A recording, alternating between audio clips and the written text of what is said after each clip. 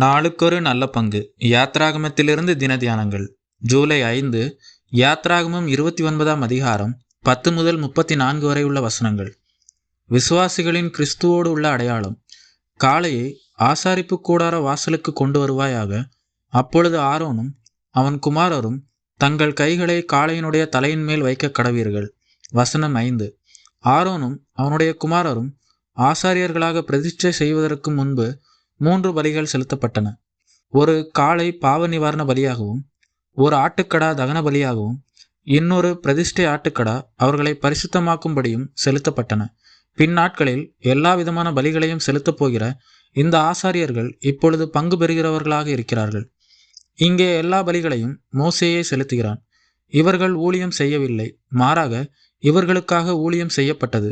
கர்த்தருடைய சேவைக்கு அழைப்பு மட்டுமின்றி அர்ப்பணமும் அவசியமாய் இருக்கிறது. இச்சமயத்தில் அவர்கள் 2 விதமான காரியங்களை செய்கிறார்கள்.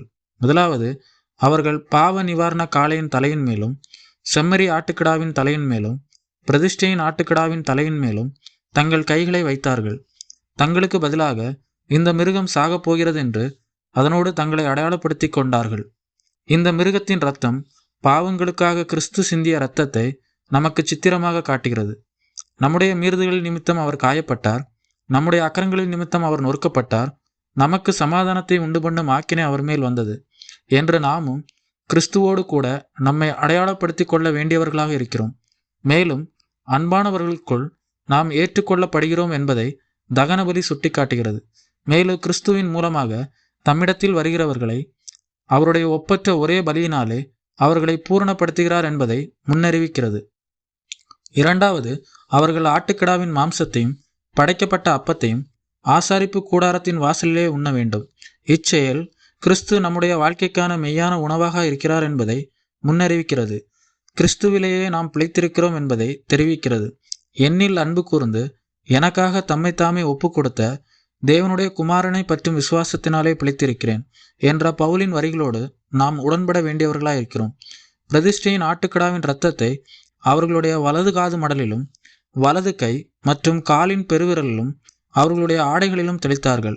மனித வாழ்க்கையின் ஒவ்வொரு அம்சத்திலும் காணப்படுகிற பாவத்திலிருந்தும் தூய்மை அடைதல் அவசியம் என்பதை இது உணர்த்துகிறது. மேலும் காது தேவனுடைய வார்த்தைக்கு நாம் கீழ்ப்படிய வேண்டும் என்பதையும், கை செய்யும் ஒவ்வொரு செயலையும், கால் நடக்கும் ஒவ்வொரு நடத்தையும் அல்லது நம்முடைய ஒவ்வொரு நடையுடை பாவனைகளையும் தேவனுக்கு அர்ப்பணிக்க வேண்டும் என்பதையும், கண்களுக்கு அழகாக தெரிகிற ஆடைகளை கூட பரிசுத்தமாக்கப்பட்டதாக இருக்க வேண்டும் என்பதை தெரிவிக்கிறது. அதாவது நம்முடைய மனதும் சரீரமும் முற்றிலுமாக தேவனுடைய சேவைக்கு ஒப்புவிக்க வேண்டும் என்பதே தேவனுடைய எதிர்பார்ப்பாய் இருக்கிறது.